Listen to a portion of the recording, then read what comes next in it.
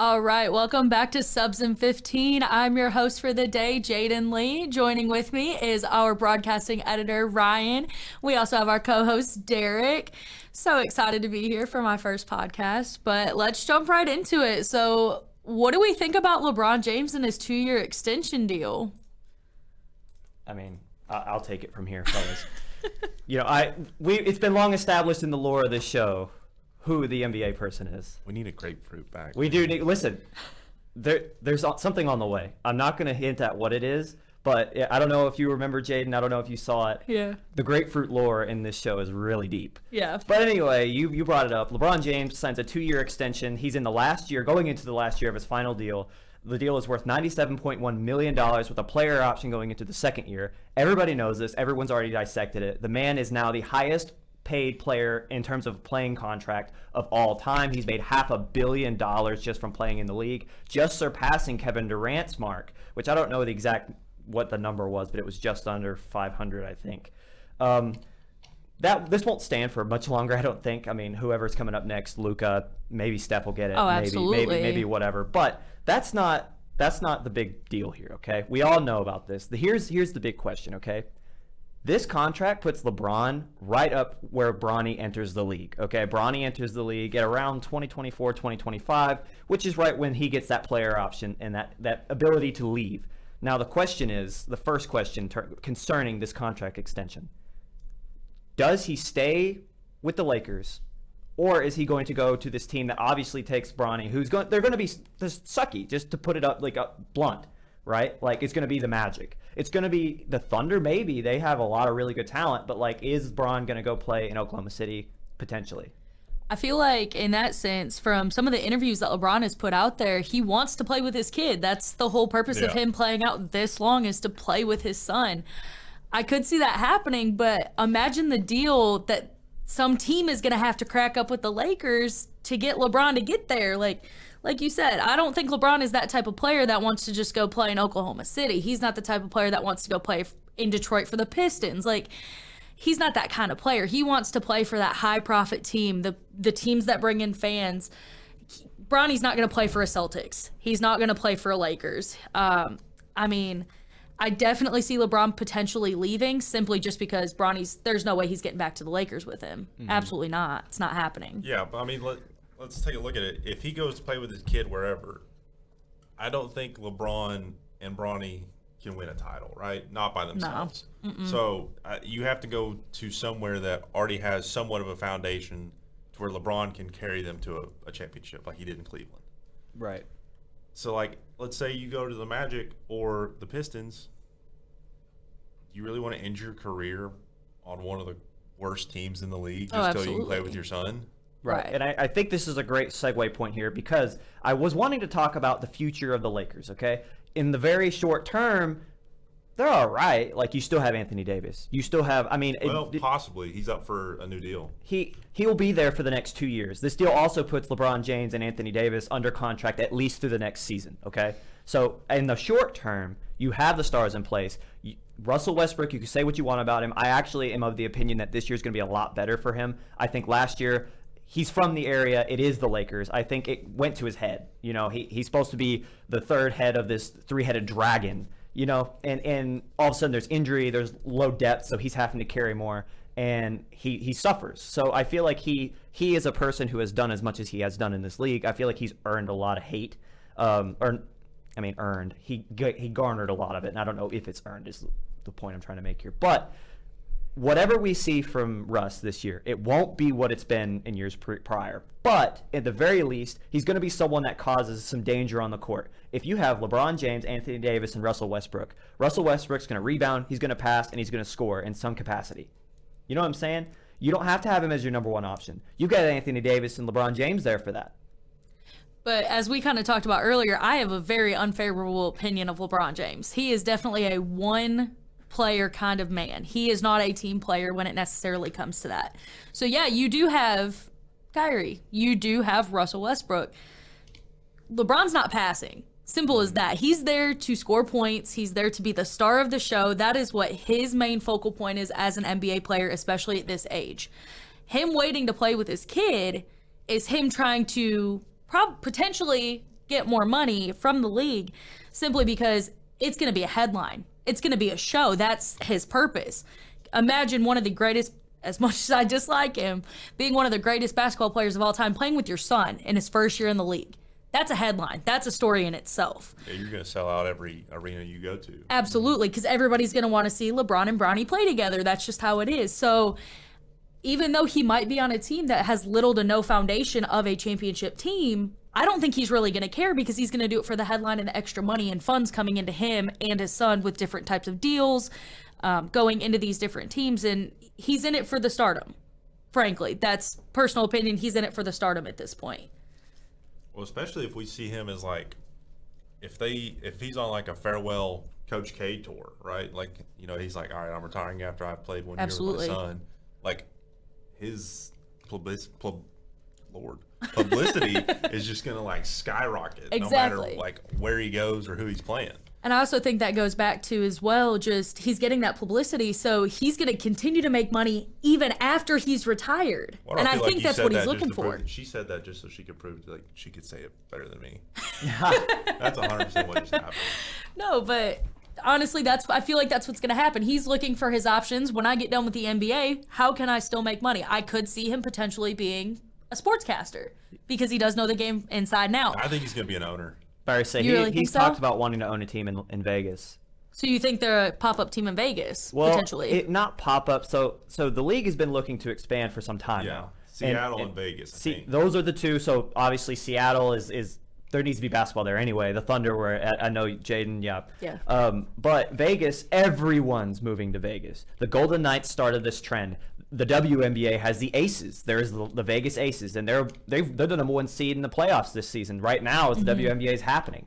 So I don't know. Like, I don't know what took so long. Vegas is going to get a thing, but that's not the point here. The point here is the Lakers and LeBron, right? I don't know if LeBron stays for that second year of his extension because he does have a player option, as I said, so he could opt out and he could go somewhere else, i.e., play with Bronny. But I want to continue to focus on the Lakers here. Outside of LeBron James, next season, there are only 4 other players on this roster that are guaranteed, or at least have an option to come back. Those people are Taylor Horton-Tucker, Anthony Davis, Damian Jones, and Max Christie. Or Crystal, sorry about that. Yep. No, it is Christie. I have not heard of 3 of those. That's what. See, Taylor Horton-Tucker, he's a pretty decent guard, pretty decent, you know, like in terms of being like bench depth and rotation. He's not bad. Damian Jones is a decent big, but like other than that, you know, like Russell Westbrook, his contract runs up, which is why they didn't want to deal him they couldn't deal him because no one wanted to take his expiring contract, which is worth $47 million. Absolutely. So the point here is next year, LeBron, which I do think that will be his final year in LA. I just don't think there's anything left. Right? Like he's done everything he could. This man goes to LA, brings with him the swarm of people that are title chasing and that want to play with him because it's LeBron James. You want to play with LeBron. So he brought all these people. He got Anthony Davis there, the guy to what's the word I'm thinking of here? I'll just say it, just to take the torch from him at some point. And then I think the goal originally was to retire a Laker, but Davis hasn't panned out. This man, he's still one of the top 15 players in this league when he's healthy. He hasn't played over 60 games in 3 years. He's not ever healthy. He's got the knees of a 90-year-old grandma. He hasn't played over 60 games in 3 years. So yeah. I truly believe, I think he's got in mind, they're almost completely resetting. They've got guys that they know can be decent bench depth, and they've got guys that they know they can build around for next year. Because like I said, there's only 5 players on this roster of 15 on contract for next year as of right now, or have a player option for next year. So I think he signs this because he's like, you know, I want to buy time. I want to get my son into this league because I want to play with him. But also I want to see what the Lakers can do with this rebuild. What's the GM for the Rob Pelinka? What Rob Pelinka can do. I don't know. I feel like this year the Lakers, in terms of what they have, in my personal power rankings, gonna give myself a little plug here. That will be in the description somewhere later tonight. I'm not quite finished with it, but I do have 1 through 30 in place. I'm just giving my little breakdown of each team. Right now, I have the Lakers as the 16th in terms of ranking. They're ranked 16th in the league right now. I feel like the Lakers have that good historical foundation. Everybody wants to be a Laker. Everybody, again, it's a publicity thing. The Lakers are historically known. If you talk to somebody who knows nothing about basketball, they know who Golden State is and they know who the Lakers are. Mm-hmm. Just because that's their historical foundation. Right. I think could potentially have a good baseline for a championship team. I personally don't see it happening within the next 5 years. No, the West is too stacked. I think this Laker team will be lucky to win 47 games. I think they might get close to 50 if everyone stays healthy. They don't really have a lot of shooting. They don't have like the best depth, but this is still LeBron. This is still Anthony Davis. I don't care how bad Russell Westbrook was last year. He's going to be better this year, especially if he's got more people to play around him and to play off of. You are so certain he's going to be good this I'm next telling year. you. No. I'm not. I'm not saying he's going to be the Russ that we're accustomed to seeing. He's going to be a lot better. Russ at 70% is still better than 80% of the players in this league. And That's you fair. can't tell me I'm wrong. That's fair. So regardless of what percentage we see of Russ, if he's hitting his shots, if he's finding people that in the lanes in terms of the fast break, and if he's rebounding, this team will be dangerous. It doesn't matter what percentage he's at as long as he's above 50. So I think they will, like I said, they will put themselves in a position to win a lot of games. I think they're the best of the lower echelon of the NBA teams in terms of 15, like the 15 and up are like your higher, your A class, and 16 below or B. Lakers are, in my opinion, are right there at the 16. They will play for a play-in spot. They'll be at about between the 7 and 10 range in terms of the playoff seedings for the West. They won't compete for anything this year. And that's why I am more interested in what they're doing next offseason, next summer, where they've got a lot more cap room. They've got a lot more open available roster spots. But here's the thing, too. Another thing we were talking about before the show, as we're approaching a few minutes left in this segment. They have no picks. Yeah. They have no unprotected picks outside of 2027 and 2029. And those are being used to try to guide or gear to a Kyrie Irving deal from Brooklyn. So what are they going to do to bring in that young depth? Are they going to try to trade into the draft? But what do they have? So that's why I want to see what Rob Pelinka, the GM for the Lakers, I want to see what he'll do. I'm interested to see how money will get moved around. I'm curious to see just there's so much fascination going into next offseason. This year, though, in terms of what the Lakers can be, I don't think they have any hope for a championship. LeBron stays at 4, and I think that's the end of that conversation in terms of LeBron and his championship window. Derek, I see you raising your hand. I'm just sitting here looking at your power rankings. You have the Mavs at 11. I do. I'd put them at 5. Interesting. Give me why. Really? I like your top 3. Your top 3 are Golden State, Celtics, 76ers. I would move the Bucks to 4, Mavs to 5. The Suns are good, yes. They haven't proven anything to me, though. Like, they should have won it last year. They went to the finals 2 years ago. Should have won it, didn't. Should have won it last year, didn't. No, I understand what you're saying. So, like, don't get me wrong, Devin Booker is amazing, but, like, see, here Luka's better. I completely understand. I do think Luka is better, but here's the problem, okay? Herein lies why I have the Mavs down outside the top 10. They lost Jalen Brunson. And it's not like Jalen Brunson's a guy who's going to absolutely light this league on fire, but when they needed a guy, whether Luka was on the floor or not, Jalen Brunson appeared. He showed up. He was able to score. He was able to facilitate. He was mini Luka at times. And it came out of nowhere. Like, we all knew Jalen Brunson from his Villanova run, but this man was a bench warmer and a decent role player at best until last year. This man earned $40-50 million in New York because of it. So I feel like the loss of Jalen Brunson will have a bigger ripple effect than what you think.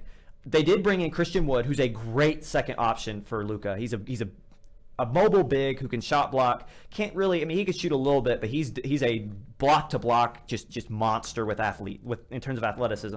Then they got JaVale McGee to back him up. So they have some depth, but the problem herein lies, who's going to handle the ball if not Luka? Trey Burke? You know what I'm saying? Like who do you give the ball to? Luka gets hurt. What are you going to do? Rely on Christian Wood? The answer is no. So I feel like the Lakers. I don't think you can bank on somebody getting hurt. I'm not banking on it, but what if? That's the question. Well, okay, if Luka is healthy, they will be a middle of the pack postseason team who wins the series. Maybe if they get really hot, they might go to the Western Conference Finals. They're losing to whoever is opposing to them, though. I'm telling you. Like, I love Dallas and I love Luka. I ain't going that far. I don't know, man. Like, we said that last year, and then, Game 7, Luka took over against the Suns, had more points than them at half or after the first quarter. Yeah. Okay, but to me, it sounds like with the Mavs, you're kind of banking on one person. You're relying on that one person to kind of take over the team and kind of carry that team.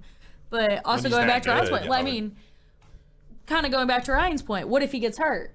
I know it's not probably. I mean, I'm not going to say it's not going to happen, but I will say this: we said Ja last year was an insane talent. The Grizzlies were better without him.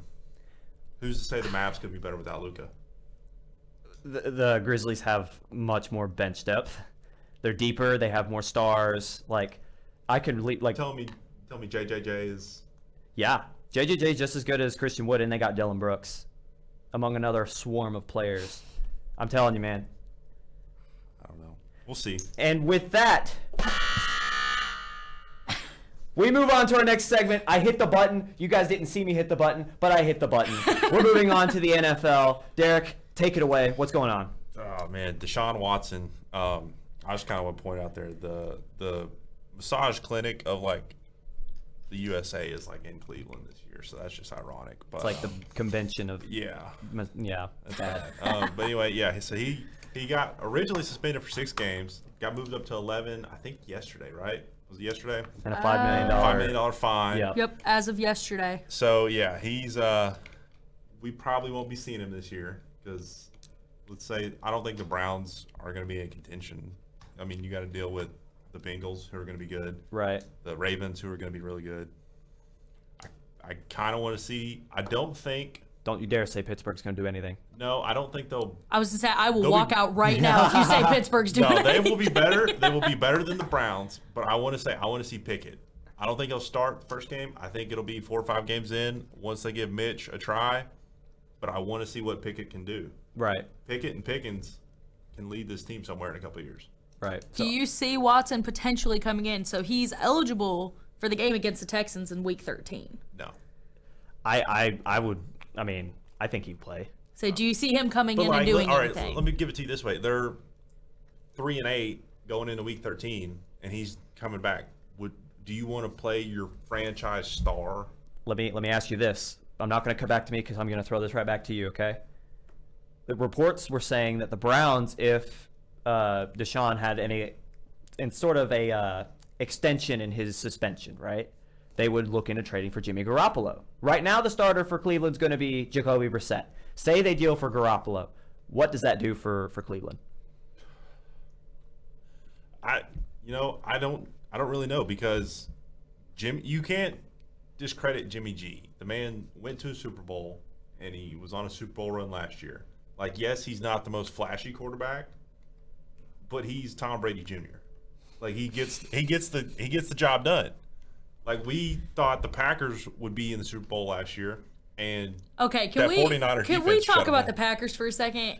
Aaron Rodgers is not what he used to be. He is an old man. He is He's back-to-back MVP. What are you talking about? Yeah. He is an old man. Okay, I guess it's just because I'm a little partial because I'm a Detroit Lions fan, so I hate the Packers with a burning passion. You're. This is gonna be a great show because I'm a Packers fan. Oh no. Oh boy. But no. Okay, so don't get me wrong. Rodgers has been good in the past. He's won the MVP. Great, fantastic for him. Packers aren't good. We don't have a receiving core. I'll give you that. I was going to say, you play one of the worst teams in the NFL, and I will say this, the Lions are one of the, if not the worst team in the NFL. Actually, no, they even suck at being the worst. So they are one of the worst teams in the NFL. A team that is supposed to be as good as the Packers, with a quarterback that's supposed to be as good as Aaron Rodgers, and you're losing to the Lions. Consistently, every single season, losing to the Lions. Here, I'll tell you this. The Lions this year won't be that bad. I have them finishing second. Really? I'm finishing second. Really? I actually have them finishing pretty high, too. In the NFC North, you have them finishing over... No, in the North. Like, in the NFC North, you have them finishing over the Vikings. Packers, Lions. Vikings, we don't really know what's going to happen there. Like, what are you talking about? They have a decent offensive line. Kirk Cousins is gearing up for another 30-plus touchdown year with Justin Jefferson, with Adam Thielen, with Dalvin Cook. A decent defense. What are you talking about? I kind of agree with Derek on this one, honestly. No. I've sat and listened to this blasphemy for too long. Okay, listen. I'm not going to come on here and act like I'm a huge Kirk Cousins fan because I understand. Okay, He's decent. I will defend Derek Carr, and we'll get to that here in a minute. Because like Derek Carr and Kirk Cousins kind of fall into the same boat, right? Yeah. Like they're starters, they've been starters for forever, but they get a lot of hate for whatever reason. Okay. Yeah. I will not. I will understand. I will not say anything if you want to bash Kirk Cousins, whatever. I will not let you bash or try to say Detroit's going to finish second in the NFC. Okay. Listen, in a wide open NFC, okay? You mean to tell me you think Dan Campbell in a second year with Jared Goff as his quarterback, who's his best receiver? What is it, Amon-Ra St. Yeah. Brown? Amon-Ra St. Brown. You're telling me that man? Yes, he's good, but you're telling me that man's going to be the guy? DeAndre Swift's great. I love DeAndre Swift. Who else is he throwing the ball to? You also got to look at the rookies here. We got Aiden Hutchinson coming out of Michigan right now. Okay, yeah, exactly. I understand. I understand what you're saying. Listen. Did we not say the Lions had one of the best draft class? Listen. They do have one. We said the Lions and the Giants have the best draft trust class. experience over talent any day of the week, okay? Let me tell you right now. Whatever Detroit has, Minnesota has just as much talent in some way, shape, or form, and they have the experience of being in the playoffs, winning games. Have we forgotten about the Minneapolis Miracle? That hasn't happened that long ago. You know what I'm talking about? So we can't talk these are things we can't talk about experience, though. But the point that I'm trying to say here is that Minnesota has the established culture to win playoff games. They have the talent who's already won playoff games.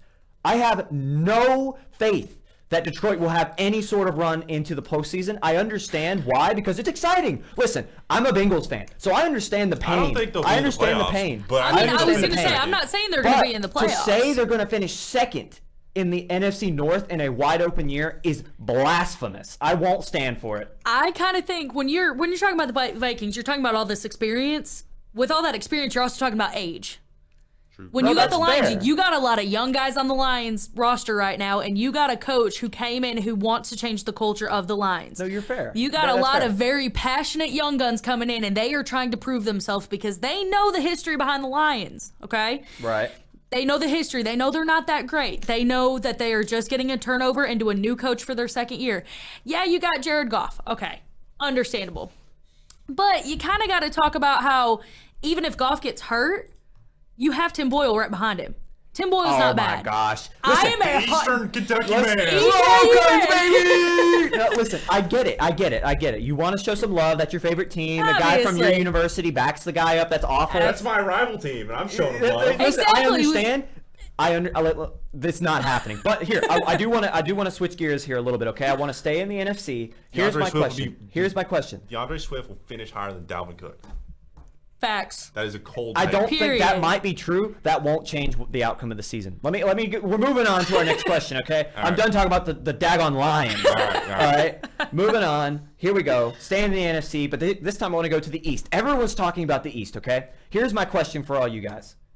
What do the Cowboys have to do to win the NFC East? We hear a lot about, say, the Eagles, right? We know that with the Commanders, their trade for Carson Wentz and Ron Rivera being their coaches, they could, in a wide-open NFC, they could make a run. The Cowboys have lost Connor Williams. They lost Lyle Collins on their offensive line. Their defense took a lot of blows, but they're still considered one of those, in terms of Jerry Jones's mind, they're still Super Bowl or bust. What do the Cowboys have to do? Because I have an opinion. I want to hear you guys' first. What do the Cowboys have to do to win the NFC East and make a Super Bowl run? So I've made it very clear who my team is. So first of all, the Cowboys have to not be the Cowboys and play the way that they play.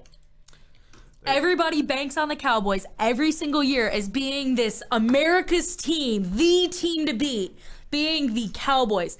Kind of goes back into the NBA a little bit. You have the Lakers as the historic team that everybody looks at. If you don't know anybody who plays in the NFL, you know about the Cowboys. Right. It's what it is. And I think that's what all the hype around them is. They got some new guys coming in. They have some returners coming in, some experienced guys. I don't think the Cowboys have a chance unless they get a really good draft class in the next couple of years. I don't see it happening. So not this year. Absolutely not this year. They need a better defense. For sure.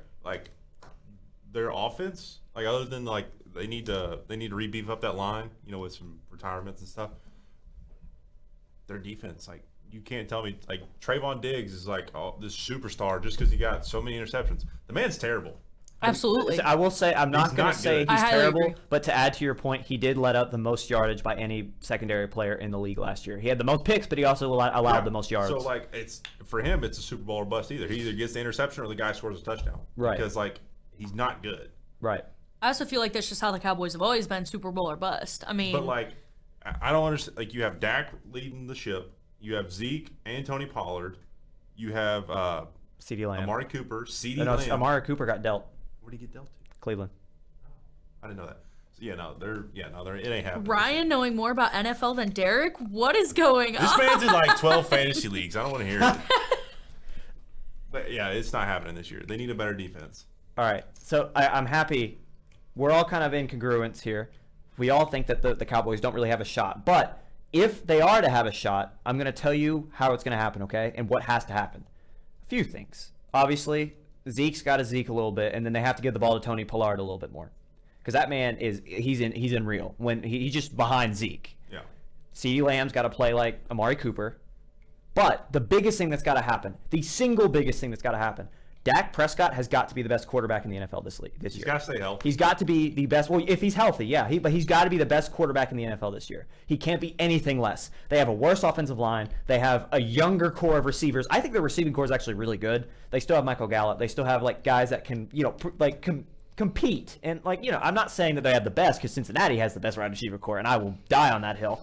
But I'll agree with you on that one. But skeptical, but they have a decent running back room. They have a decent wide receiver core. Their defense is a lot worse. They are still manageable. All you need is that defense to make a stop when you need it to. If Dak Prescott, he's going to be running around a lot more. If he can stay healthy, he's got to be the best quarterback in the league without any sort. He can't take anything less if they're going to make a run to the Super Bowl. And I don't think that's going to happen. I actually do like Dak Prescott. I think he's a quality quarterback. He's got a good arm. He's accurate. He's mobile. The problem, as you said, injuries. He's always been injury riddled. And he's got less targets with a worse line, which is why I say he's got to be the best quarterback. He just won't be, because you know why? You know what's going to happen in this NFC East? Jalen Hurts is going to be the best quarterback this year. I think the Eagles win it this year. I do. I agree. Give us your reason why, Derek. The Eagles, they got A.J. Brown in the offseason. He was the wide receiver 1 down in Tennessee. He's an unreal player. Jalen Hurts in year 3 is going to be even better. Everybody talks about the sophomore slump. He wasn't that bad last year. Mm-mm. He was still pretty good. And, I don't think Carson Wentz will be that good in Washington. If him and Terry McLaurin can, get on the same page, they might be decent. I think it'll take a couple years for the Giants to, build up their rookies. I'm really excited to see what Wan'Dale Robinson can do, though, because I think he'll be pretty good. Saquon's always good. But, the Eagles are the only team, I think, that got better and will be better now. Give me a few years with the Giants, get rid of Danny Dimes, they'll be good. I don't think Washington and Dallas will be good, though. All right, so we both say Eagles. Who do you think's coming out of the NFC East? And then I want to move on to another question. I would probably say Eagles. The Eagles? Okay. Same reasoning as Derek, pretty much. Yeah. No, I completely agree. I'm going. It's not going to be Dallas, though. Absolutely not going to be Dallas. Never. No. So I'm gonna run through who I think the 4 that it's going to be, how it's going to end out. Okay. I think you're going to have Philadelphia. I actually think Washington comes second, because they've got a better offensive line. If their defense can get healthy, they got a tough secondary, and Chase Young's going to chase Young. And in their wide receiver core, you have Terry McLaurin, and people always forget Curtis Samuel, and that man can ball. Well, he was suspended and then got hurt. But he can still ball when he's healthy. When he plays, when he's healthy. Okay, but now you're banking on if he's healthy. I know what you're saying, but I'm assuming he is. Antonio Gibson. You got J.K. McKissick. Pretty good. Antonio Gibson coming out of that backfield. I think if everything goes right, it's Ron Rivera. They'll be fine. They'll finish second. Cowboys come third. Giants fourth. And I think that's how it'll fall. I could even see the Giants being third and Dallas being fourth. I feel like Dak being Dak, even if he's not what I said he needs to be, will be better than Daniel Jones. But with that being said, I want to move over to the AFC, because we've only got a few minutes left in this segment. Who is your favorite dark horse? So we know who can come out of the AFC, right? I love this that I can say this now. Cincinnati has got a team that they're people. They're not a dark horse. I know, that's what I'm saying. They're not a dark horse. That's what I'm saying. It's like Cincinnati's not a dark horse anymore. You know what I mean? They've gone straight from irrelevant to not dark horse. But so hold on. The Chiefs, obvious, right? Everyone knows the Chiefs. Dark horse. Who in the AFC, in a stacked AFC, do you have coming out and potentially making a Super Bowl run? I don't think you can pick anybody from the West, because everybody's expecting the West to be really good. I think the dark horse. I think you got to look at Indianapolis. Really? Matt Ryan and the Colts now. Their wide receiver core still horrendous, because all they have is Pittman. But can we talk about how good Tennessee was last year, though? Yeah, but they lost their 1 and 2 receivers. They did bring in Robert Woods. That man just is coming back from ACL. No, you're right. We don't know how good he's going to be. I think the Colts are your dark horse, because yes, they don't have a receiver core, but Jonathan Taylor is Jonathan Taylor. The man ran the league last year. He was unreal. Is Michael Pittman does he just not exist? He's good. Does he just But that's all they have.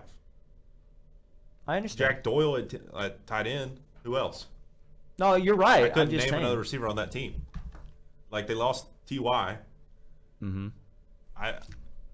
But I think out of the South, I think they're the best. Because you have Jacksonville's not going to be good. Texans aren't going to be good. So Jax isn't hardly ever good. You don't really hear much about him. I mean, and they were worse than the Lions last year. So. Yeah, I mean, so they came last in the league the last only season. way Jacksonville can be better than anybody this year is if Travis Etienne has an insane year, which he's projected to. Like everybody's talking about him in camp being unreal, but I don't think Jacksonville will be that good. I think the Colts come out of that, and I think they kind of shock. It'll be either my other one is the Dolphins. Interesting. Why? You add Tyreek Hill. You already have Connor Tua. Williams signed there too, so that he's now on their line. Yeah, I think the Dolphins can be really good if Tua and Tyreek can get on the same page. Jalen Waddle might get healthy. We don't have enough time. I actually disagree with your Dolphins take, but I want to hear who you have coming out of the AFC. Actually, no. Now that you've said the Dolphins, I'm genuinely like the fact that they have added all of these people. Mm-hmm. I could potentially see it happening. Potentially. I'm also not a Colts fan, so I will never in a million years say the Colts are coming out of that. But no, I definitely could see the Dolphins coming out.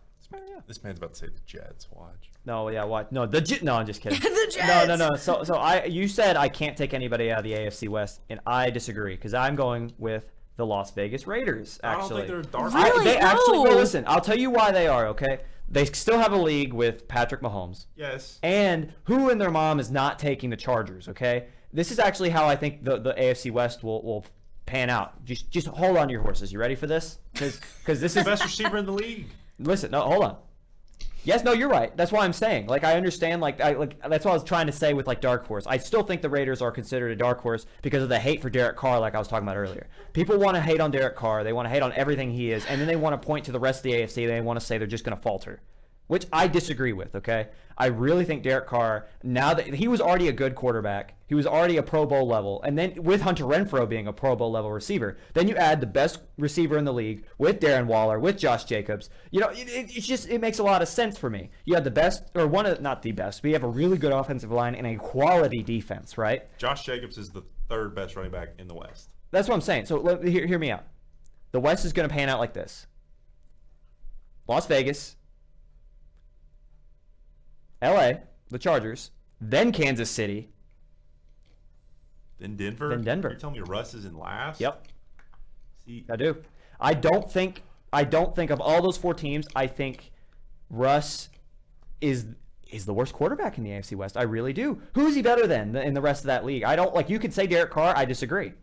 I think Russ is a little bit past his prime. The whole point of his game was scrambling. This man's 33. He's been hit a lot. he's got the best receiving core other than Las Vegas in that division, though. But he's not better than Justin Herbert. And Justin Herbert's defense is a lot better than the Broncos. I agree, but he's got a lot. I'm telling you right now. I think Denver has a lot better offense. Kansas City falls to third I think because they fall to fourth. They really. You think Kansas City's going from one of the best teams to? I can understand why they would finish. Going to fourth. Like, yes, I agree that they're going to fall. I don't think they're going to finish last. I don't think Patrick Mahomes lets it happen. I don't think.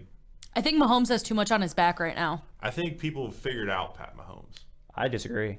I think He's they still go to Patty fourth. Mahomes. I don't know. I think he's a very straightforward quarterback. There's not much element of surprise there. I think it goes. Well, it doesn't I matter. think it You goes L.A., Denver, Las Vegas, Chiefs. to go back to basketball, people know what's coming from LeBron, but they still can't stop it. Yeah, but that's a bit different. No, I understand. I But say that's a little different. people know what's coming from Aaron Rodgers, and they can't stop it. Aaron Rodgers is back-to-back MVP. He's just that good, though. He's just and Patrick Mahomes isn't. No. No, honestly, no. I'm going to be honest. I actually agree with Derek on this one. I don't think Patrick Mahomes is all he's cracked up to be. And I know you said you're a Bengals fan, but I will also say this about Joe Burrow. Joe Burrow is not all he's cracked up to be. It is the team surrounding. No, it is the team. It is the Joey team. Ice is that good. Joey No. Ice is that good. I Justin don't Herbert think and Joey so. Ice are the future of the They are. football. No, they are. I don't think so. I think Joe Burrow is very similar to Patrick Mahomes, where they're young. They had a couple really good years. Burrow in particular had a really good season. He's not going to beat a vet. It's not happening. I mean, he already he did though. I mean, Back up. No. He's not going to be a vet for a champion. Last year, he took a team that hadn't been there since the early '90s to the Super Bowl. He's not going to be a vet in a championship game.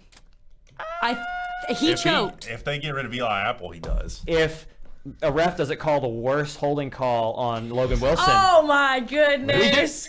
4th and goal. This man will go on and on. No, yeah, we got to hold on. We got to move on. We don't have no time for that conversation. It is time to move on. I honestly lost track of time, so I have no idea how far we are. Anyway, next, Derek, it's you. It's me. MLB, hit us with it. The Joey Gallo curse. Oh man. Oh god. Dude, it's so bad. Joey Gallo was with the Yankees, having an average season, not good, but he wasn't terrible. No. Gets traded to the Dodgers. Yankees haven't won a game since, I don't think. No, they might have won. They're 1-10 now. Yeah, something like that. They got blanked, or not blanked, but they got crushed 9-2 against somebody yesterday. Blue Jays. The Blue Jays. That's it. Yeah. Vlad Guerrero hit 3-run homer. Okay, but. And the Dodgers haven't lost. I know. As much as I hate the Yankees, though, you have in second in the AL East right now. The Rays are still 9 games back on the Yankees right now. That's actually a question I have for you guys. It's something that I was curious about. Who's most likely to catch the Yankees for first if it's to happen? You have the Blue Jays and the Rays both tied for second. I think the Blue Jays. Interesting. I'm going to say Blue Jays. Give me why. Blue Jays have better offense, in my opinion. Yeah. They score a lot more runs. Mm-hmm. They're a little more well-rounded on the offensive side. The Rays always have really good pitching, though. So right. If they are to get there, it'll be because of the pitching staff. Yeah, absolutely. I just don't think the Rays produce as many points as the Blue Jays. Mm-hmm. I think that's where it's really going to come from is the production of points. Right. I mean, if you look at any MLB team now, it's mainly, again, I keep going back to the NBA, but it's who's going to score the most points. Right. Because when it comes to the NBA, if you're not going to stop a certain player, they're just going to keep scoring on you. But are you going to prevent them from scoring so many points in so much time? When it comes to MLB, I also think it's starting to get to that point where everybody's defense is pretty decent. I mean, when you really think about it, you just have a player who's having a really good game or you have a player that's having a really bad game. It really just depends. But it's how many points are you going to put up on that scoreboard and which team is going to score the most at the end of 9 innings. Right. And I think if we're looking in the case of the Rays and the Blue Jays, I definitely think the Blue Jays can produce 10 times more runs than the Rays are going to produce in a single game. That's fair. I want us to stay in the AL for a little bit, okay? Okay. And I'm going to bring up Derek. I knew there it is. I knew he knew what I was going to bring up. The Astros. I'm a Reds fan, so I've seen some things happen. Runs. I've seen some rough years, but for the White Sox, 21-5. Listen, that's still not as bad as the Blue Jays beat the Red Sox. Let me find the game. It was 28-5. Oh yeah, that was a month ago. I was looking at the MLB's Instagram page, and there was one of the players was in the dugout making a snow cone in the middle of that game because they were just getting the snot beat out of them. Here's my thing with that. When we traded for Trey Mancini, I was like, why are we doing this? We have a great first baseman in Yuli Gurriel. Right. Trey Mancini has shown up and done nothing but produce. The man's got 4 home runs, and I think he's only played like 7 or 8 games. Mm-hmm. I'm taking my words back on like, why did we trade for him? I'm glad we traded for him. Yeah. Because this man, he's a lot younger than Yuli, so I'm assuming they're like, okay, he'll probably retire soon, and this will be our next guy. I'm loving it. Yeah. He's unreal. I mean, and we're 11 games up on Seattle. 11 and a half. 11 and a half. 11 and a half up on Seattle. Yeah. And then your closest after that is the Rangers, and they're 23 back right now. There's no competition down there. It's good to be an Astros fan in the West, let me tell you that. No, it does. And I gave you your moment, and now I'm going to move on. Because we hate the Astros other than Derek in this show. No, we don't. So we're moving on. We're moving to the NL. We're moving to the NL. No, hey, who's the host? It's Jaidyn. It's actually me, so. Well, I overruled. Moving over to the NL. Braves close the gap on the Mets, winning the 4-game series with 3 games, moving behind them in the, what is it, the NL, is it East? East, yes. Moving 3.5 games back of the Mets after winning this series, 3.5 games. Can the Braves catch the Mets? Absolutely. What do they have to do? So, again, I've made it very clear who my teams are. I am a Detroit sports fan through and through, born and raised on Detroit sports. Mm-hmm. The Braves are America's team. They have taken the You tell title. me you're a Tigers fan? Yeah. Oh, I'm sorry. Trust me, it's a rough life I live over here. With the Lions and the Tigers and the Pistons, it's a rough life I live. But I think the Braves are going to close the gap, and I see the Braves going into the World Series championship again. Again. I see them, and honestly, I could potentially see a back-to-back.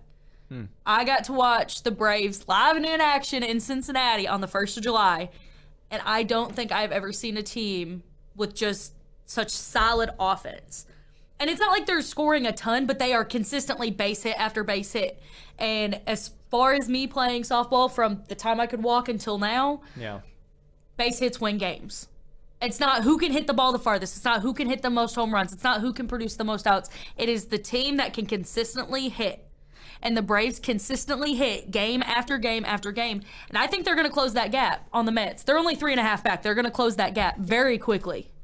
And honestly, I could see the Braves making another World Series run. As you know, as much as I don't want to agree with you, I think I have to, but not for the fact they can hit. It's for the fact that their pitching staff has gotten better in the trade deadline. They have such depth in their bullpen. They added Kenley Jansen before the season for the Dodgers with the Dodgers trade. So, I mean, you know, you have Max Fried, Charlie Morton, Jake Odorizzi, Spencer Strider, all in your starting rotation. That's a solid 4. And then when you talk about their bullpen, Colin McHugh, Tyler Madzik, they're stacked on the pitching rotation side. So the fact that, you know, their pitching rotation is this good and they're consistent. Yeah, they're consistent. So absolutely. I think they do catch the Mets. We're not gonna have another miracle Mets. I think the Mets had their one shot back in 2015. Oh, absolutely. And I don't know if they'll ever get back. I don't see the Mets coming back anytime soon, honestly. The Polar Bear. They gotta do a lot to get back to where they were. I think Pete Alonso becomes the next Freddie Freeman of New York. Like he will stay with the Mets for his whole career for the most part, or at least try to, because he's like, you know, this is his city now, kind of. So I don't know if they'll ever be good, but see what I find fascinating about the NL, just looking at it, you have the reigning champion Braves, who have retooled. They lose Freddie Freeman, which was something that we actually talked about in the spring, was that we didn't know if the Braves would be able to recover from that. See, that was a pretty hard hit for the Braves. I mean, Freddie Freeman being one of the best MLB players right now. Right. He's very well known. Everybody knows him.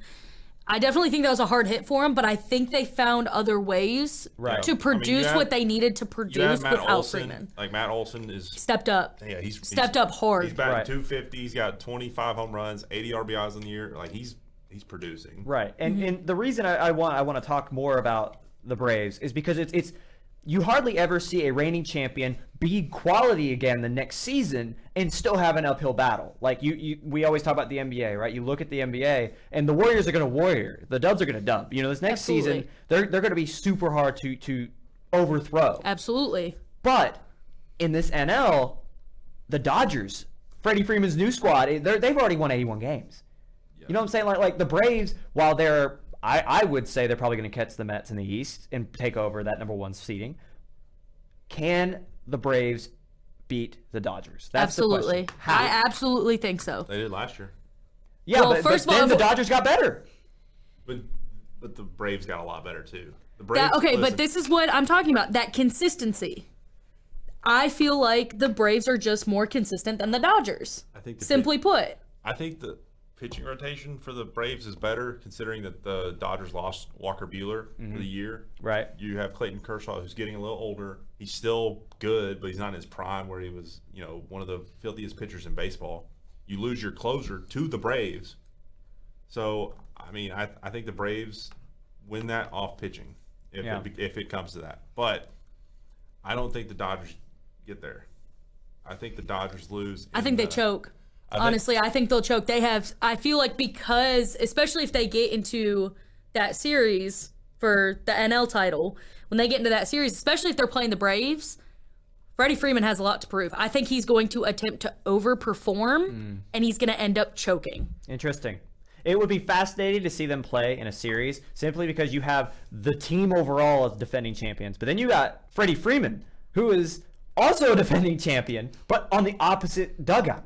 So I feel like that's going to be a fun series. I hope we get to see it. But I do kind of want to move on. I want to stay in the NL. But we're moving over to the West with the Dodgers, okay?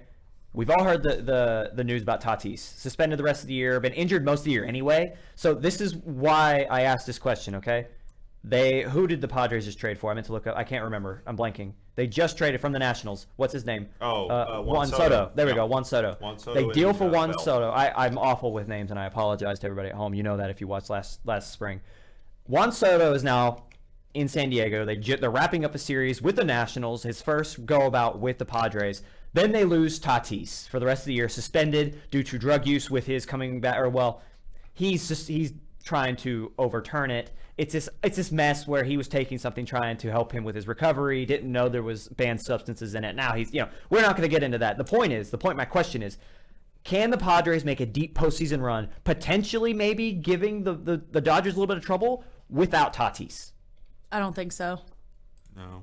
I think Tatis is honestly just a very influential player. He is okay. I keep bringing it back, but he's like a Freddie Freeman. You have a Freddie Freeman on your team. That's your leader. Mm-hmm. And every single person on that roster is looking to him for guidance. You don't have Tatis. You don't have a leader on the Padres anymore. Right. You don't have that. You don't have that person that is kind of directing the trajectory of that team and their wins. You don't have that person kind of leading the rookies or leading the experienced players. Right. So I don't see the Padres giving the Dodgers any trouble. Yeah, and like I'm not saying they're going to catch the Dodgers in the absolutely. NL West. They're 17 games back. They're so far back. But what I mean is that in a potential postseason matchup, if we're to get that, if we were to get a 7-game series, not at all. Interesting.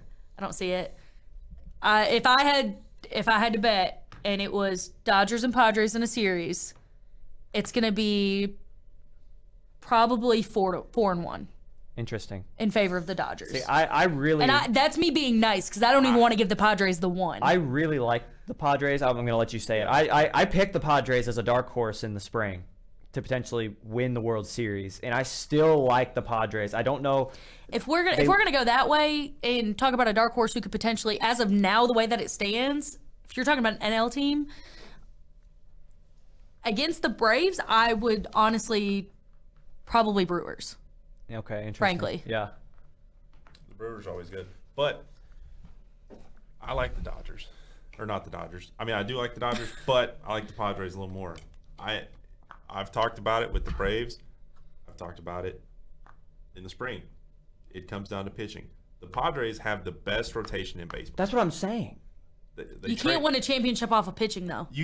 Their bullpen is tough, man. Their bullpen's You have tough. a bullpen that's tough, but if you have no defense, if you have no defense and you have nobody to score runs, your pitching rotation means nothing. Juan Soto carried the Nationals to a title. He did. So I think he can do it. I'd argue Juan Soto carried the Nationals to a title with less than what he currently has in San Diego. He had Max Scherzer. He did, but still, like Max Scherzer versus the whole bullpen, like, I get what you're saying. I still think that he had just a tiny bit less. Yeah, I think he did. He had less than Washington. I don't see it happening. I'm still going to put my money on the Dodgers there, but honestly. They went out and got Sean Mania from the A's in the trade deadline. He's one of the best pitchers in baseball right now. Mm-hmm. I mean, he was up for a Cy Young in the AL before he got traded. So, and you add that to Joe Musgrave. Yu Darvish, who's getting a little older but still good. Blake Snell, who I think it could be up for argument or debate, but he's got like the best slider in baseball right now. Mm-hmm. I think they'll be fine. And you have Josh Hader to close out the game.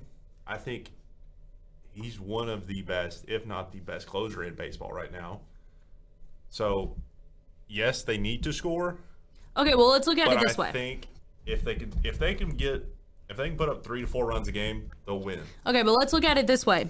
Looking at averages of this team right now and their lineup and the way that they are, they're consistently mid-hundreds on their batting averages. Honestly. They just got Juan Soto, man, and Tatis has been hurt all year. I think those numbers are swayed. But I mean, The rest of the team's got to play, though. No, you're right, but like, okay, but you have how much one does good player. How much do those numbers go up if they have Tatis or Juan Soto the whole season? The number isn't. I'm not saying numbers I'm not denying that, but I'm just saying to say you that don't have Tatis, so you can't bring him into the the equation. But you equation. have Juan Soto. The point isn't can they bat. The point is their batting numbers are lower. Yes, the rest of that batting lineup might not be perfect, but if they have one of those just golden bats the entire season.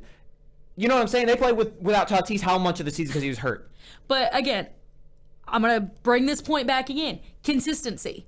If you do not have a team that is consistent in their lineup, you are not winning games. You have to have a team that is consistently hitting. And I feel like you with have Juan Manny Soto, they can Machado. be. You have Manny Machado hitting 305 right now. Beautiful. Your next person on your roster, Trent Grisham, 197. No, that's awful. I agree, but like I'm telling you, But you can't add in have that one second player. Listen. Juan Soto and Manny Machado, in my mind, is enough. With that bullpen, that is enough. I don't see it happening. They get hot, you never know. So we're running out of time here on the MLB. I want to move on to one more big piece of. It's more news that made me smile last night because Albert Pujols, this man in his final year back in St. Louis, has been on a tear, and everyone knows it. This man last night hit his 690th home run of his career, his 16th Grand Slam, but it was his first pinch hit Grand Slam of his career. I don't know what else there is to say about that, other than I love it. I saw it on the stat sheet. I'm like, it's been well documented. I'm not a baseball guy, but I fell in love with just the stat in the final season that Albert's having. It's phenomenal. Absolutely. I feel like that's just everybody's dream in their final season, just hitting those numbers and hitting those markers and getting those wins and things like that. I saw that same stat line and I was just kind of like, yeah, that's a beautiful thing. That's a beautiful thing. My entire family, other than me, are Cardinals fans. I'm not gonna lie. So I'm a hard house you live the in. black sheep of the family. Yeah, that's a hard household. I just want to point this out. Yachty's retiring. Waino's retiring. Albert's probably retiring. For sure, I think, yeah. 22 years. If you don't win it this year, You're not. Yeah. You got a long way to come back. Absolutely. You're gonna have. You traded Harrison Bader, the Yankees. All you have other than Albert on the offensive side is Paul Goldschmidt, Aaron Arenado, and Tommy Edman. Finish your thought. It's for them. It is this year or bust. Absolutely. You lose too much to come back next year. Absolutely. All right. And with that, we're moving on to our final segment, college sports in general. We have football and basketball. I need to take this first point because hit us with it. Again, I'm from Michigan, okay? Huge Big Ten person. I still think the SEC is superior to the Big Ten. Can we get that sound clip? Yeah, it's recorded forever now. What, that I think the SEC is superior? We're not going to harp on that. The ego is good. All right, so I just saw the Big Ten, so I guess I didn't realize what point it was. But if we're talking about the Big Ten, can we talk about the UCLA addition and USC addition to the Big Ten? It makes absolutely no sense. Money. I know. Okay, it's for money, but here's the thing. You have UCLA football, USC football, going to Wisconsin, going to Ann Arbor, going to Columbus to play football in the middle of November. You can't tell me it doesn't bring primetime TV. It's going to, but they're not going to have any wins. They're there for the money. That's it. Yeah, but it doesn't make sense. But then you also have to look at it from a collegiate standpoint, look at it from an athlete standpoint. Right. Looking at it this way, you have your teams like your football, your basketball, they're going to get these nice planes. You have teams like women's golf. You have teams like women's cross country. And I hate to say it about women's sports, but women's sports don't get the funding that men's sports do. Obviously, they don't bring in the revenue. No, you're right. You get all of these teams that are not bringing in revenue, probably taking a bus. Taking a bus 20 plus hours to visit all of these locations. And you're also taking kids that are primarily from Southern California and putting them in northern Wisconsin. You have them going into the middle of Ann Arbor and going out to Maryland and going to Rodgers and Jersey. Like, you have all these kids going to the East Coast that are playing in weather conditions that they never thought even existed if they've never been out of their bubble before. Dude, right. It's miserable. Imagine playing golf in like Southern California where it's like nice and 70 all the time, and then, now you're in Maryland where it's 30 and it's snowing. Right. And you're like, well, I quit. I know. I think Jaidyn, I think you're completely right. I think that's something that has been overlooked. But here's the point, though. I brought it up a second ago. I'll bring it back up again. It's all about money. It's Absolutely. all about men's revenue. basketball, men's football. But here's the thing. Revenue. The reason in this first bullet point that you got this from, that we have on our little script here, okay? Exactly why UCLA and USC is in the Big Ten is what just happened. The Big Ten, everyone knows, that signed a mega TV deal with Fox, NBC, and CBS, not ESPN, which is an interesting one, for $7 to $8 billion with incentives to rise to $10 billion. I think the reason for the lack of ESPN is the exclusivity of it. It was exclusive, I'm pretty sure. The Big Ten was exclusive to ESPN and maybe some Fox a little bit. I think so. I was going to say Fox Sports covered a lot of Big Ten. Yeah. ESPN had a little bit. I was going to say I think they cut ESPN because they want too much money from ESPN to broadcast their sports, and I don't think ESPN's going to put out for it. Right. But, I mean, if you have, kind of going off of that as well, it's for the money. But if you have UCLA and USC coming into the Big Ten, what does that do for the rest of the conferences? Mm-hmm. Because realistically, right now, if you're going to start moving teams from the Pac-12 and you're moving them from the Big 12 and things like that, and you are moving them into the Big 10 and you are moving them into the SEC. Example, Texas, Oklahoma going into the SEC. Do I think it's good for them in football standpoints? No. Mm-hmm. Do I think it's good for them in potentially baseball, softball standpoints? Oklahoma's a powerhouse in softball. Absolutely. Mm-hmm. They're going to get better competition playing out of the SEC. I see this going in a downward spiral. You're going to have every single team trying to join the Big Ten or the SEC and potentially going into the Pac-12. And you're going to have 3 major conferences in the United States and everything else is useless. And I mean, that's going to be facts, but in 10 years they'll devolve again because there will be an upper echelon versus lower echelon, and then those lower echelons will want their chance, so they'll devolve into other conferences.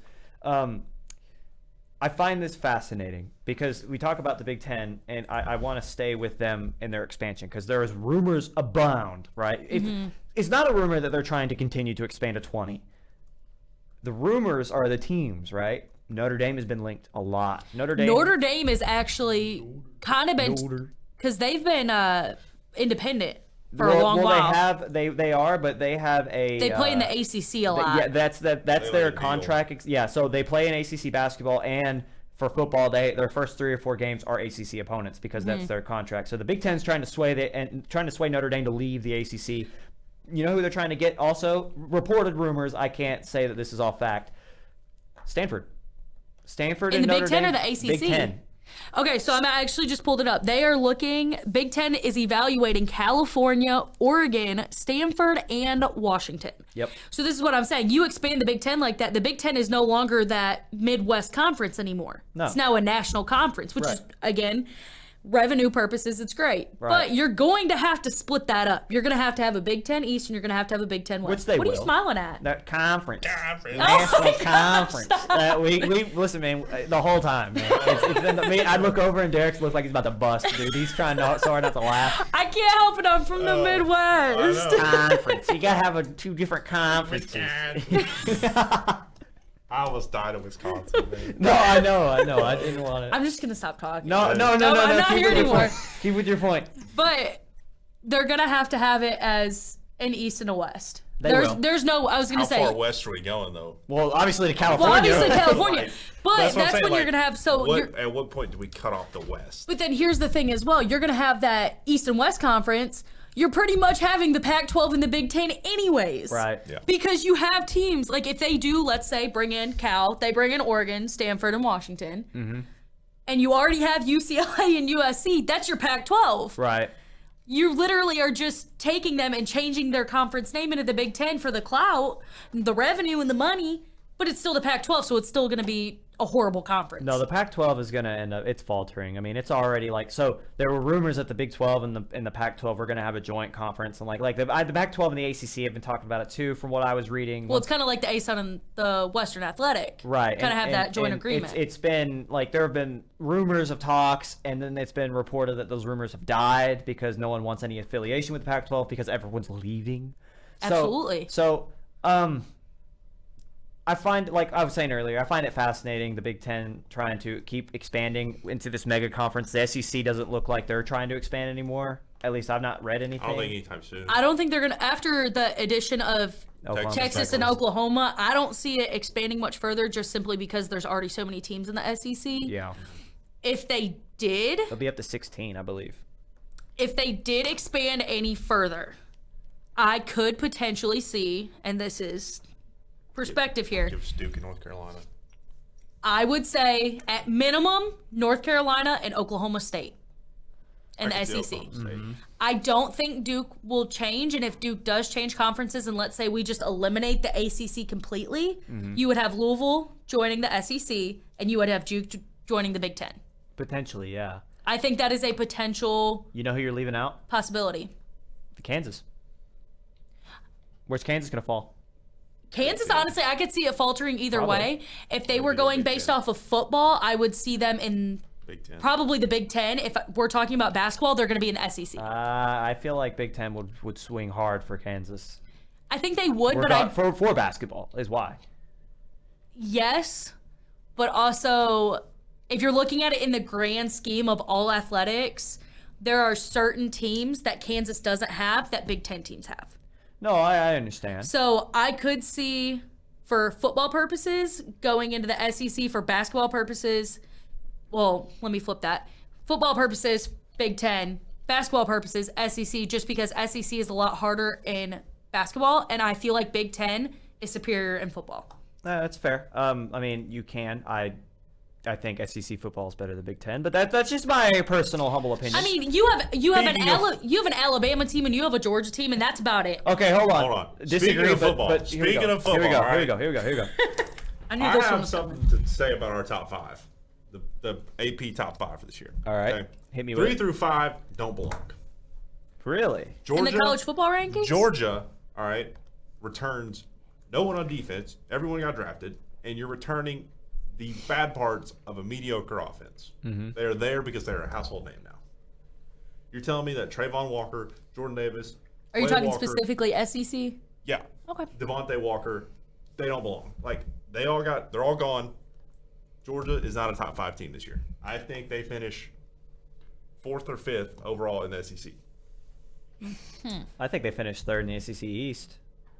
Yeah. That's kind of where I have them. Yeah. I think Clemson had one of the worst years ever last year, and they're just kind of like, well, Clemson can't be that bad again. Right. Yes, they can. Yes, they can. Yes, they can, and yes, they will be. All right. Notre Dame is always here. They're always ranked high. They never produce. When's Right. the last time Notre Dame was in a playoff? Well, they changed If we're their being coaching. honest, the last time Notre Dame was actually good, which this name is actually becoming more of a household name again just because of the doc about him, Manti Te'o. Yeah. His season, That's when like he won 2012. that, It's been a long I say when he time. won that Heisman, that was probably the last decent season that Notre Dame's had. And that was like 10 Did years he win ago. the Heisman? I He don't did. think- I don't think He won an Manti MVP, Te'o- minimum. I don't think Manti Te'o won. Did he win the no idea. Heisman? I don't Manti know. Te'o didn't win the Heisman, I don't think. I think, and she's going to like this, I think Michigan deserves to be in the top 5. Oh, absolutely not. I am not a Michigan fan. Absolutely not. I think Michigan deserves to be in the top 5. Right. After Michigan choked to Georgia, absolutely not. I think they do. I think don't think so. Okay. Harbaugh Again, is, bringing it back. Harbaugh is bringing this program back. I don't think Michigan, because of Harbaugh, after what he pulled, looking at getting a different coaching job, literally leaving in the middle of camps to go to an interview where he openly said, I don't want to go back to Michigan. I think he kind of screwed himself, if I'm being honest. I don't think he's going to get players that want to play for him and want to produce for him because they have it in their minds now that he's just going to leave them. I mean, realistically, would you want to play for a coach that has openly admitted he does not want to coach your team? Yeah, but he got an extension. Like that was the big thing, is that like he was looking for it. You know, honestly, I think that was just leverage. I really do. I think Harbaugh was like, I want an extension here, but if I'm not going to get an extension for what I'm worth, I'm just going to take a professional job that'll, for what I'm worth for you, they'll just pay me that. Yeah. And I so don't know. I don't think I can completely agree with where you're coming from. And if they falter and that's what happens, not shocked. You will get all the credit for that because that's a great point. But I mean, also look at it. Harbaugh really hasn't produced a whole lot. He has a couple. He finally beat Ohio State. Okay, that's fair.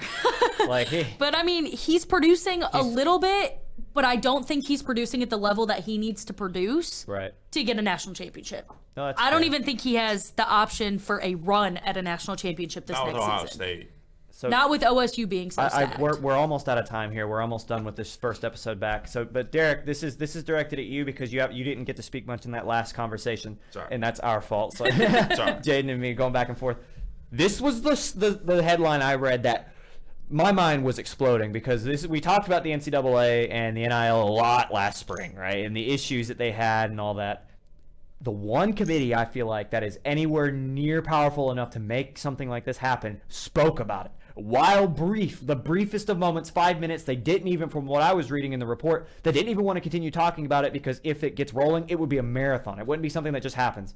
This College Football Playoff Committee discussed restructuring how college football is governed with the possibility of being governed outside of the NCAA. What do you guys think of that? Where because I have my opinions of it, and it'll go back and forth for me. But I'm curious, Derek, specifically, what do you think? I think the NCAA has shot themselves in the foot so many times that they're about to bleed out. Absolutely. Right? Like the fact that they've just continuously screw people over and screw colleges over, people are kind of getting like tired of it. Mm-hmm. Like there was here in Kentucky, there was a like charity basketball game for like the top 10, 15 high school kids in the area to raise money for the floods, flood victims, and the NCAA was like, no, you can't do this. Yeah, like because they're technically earning money and they're pros, and they'd be banned from. I think I'd say within 5 years we no longer have. I mean, with how quickly... I think people are getting fed up a lot faster and a lot quicker. Mm-hmm. That can honestly kind of be seen. Like I said, I'm a softball person, but looking at Pro Fast Pitch, how quickly it got dissolved into AeroPro. Very quickly, it was a transition of Fast Pitch wasn't doing, or Professional Fast Pitch, that league wasn't doing enough.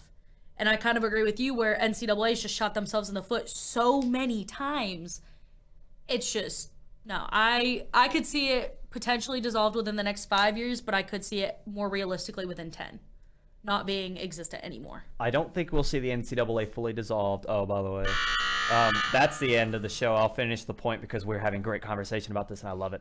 The NCAA won't dissolve in 5 years, I don't think. I think what might happen, we might see, and this will be interesting because I'm curious if CFP, college football, okay? The NCAA has a stranglehold on basketball for the NCAA tournament, right? Absolutely. Like you're not going to see. I think if of all the things to fall, NCAA basketball will be the last because it is like whatever. March is the highest number of sick days called an ever. empire. Yeah. So, but this is why the CFP is a big deal because the NCAA almost has no power over the College Football Playoff Committee. These are 11 of the school's biggest people coming together to govern this playoff, right? If the CFP decides to leave, if they're like, okay, we will not govern under this, and if you want to play in our playoff, which is pretty prestigious up to this point, you have to leave the NCAA. Will the NCAA just say, you know what, to save the rest of our empire, to save our other sports, football, we just will relinquish power of? That I can see happening.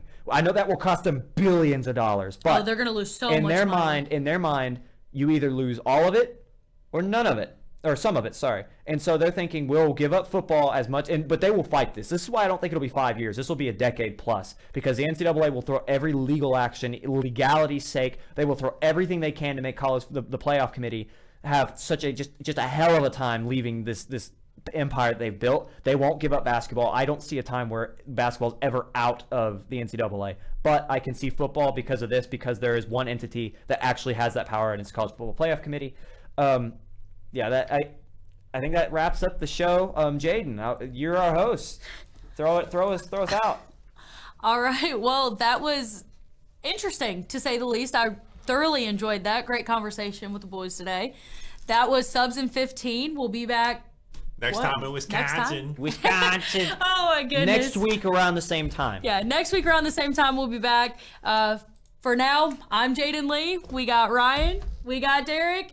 Come back and see us again. Want to say something real quick? if you guys like our show and you guys want us to continue doing this, like I said, we'll be back next week as a recording. It'll be published. Like, subscribe, do that thing where you give it to people and people are like, what's this? And they look at it and they watch it and they share it. But the biggest thing, we're going live in about a month. Yeah, maybe 3 weeks, 2 or 3 weeks. This is why the format has changed. If you've noticed, everything's revamped. We have a new intro. We're about to have a new outro, which you're about to see, which you should tell us what you think. Anyway, you notice we didn't pause. There were no awkward cuts. There was no like, and on to the next topic, and then we move on. We went through this solid one take, okay? That's because we're practicing for when we go live. If you like us, we're going to have a 1 o'clock recording time every single live stream on Friday. So be there or be square. Thank you guys so much for watching. As Jaidyn said, I'm Ryan. This is Derek. That's Jaidyn. I'm going to let you see their beautiful faces one last time before we're out. And with that, we'll see you next time.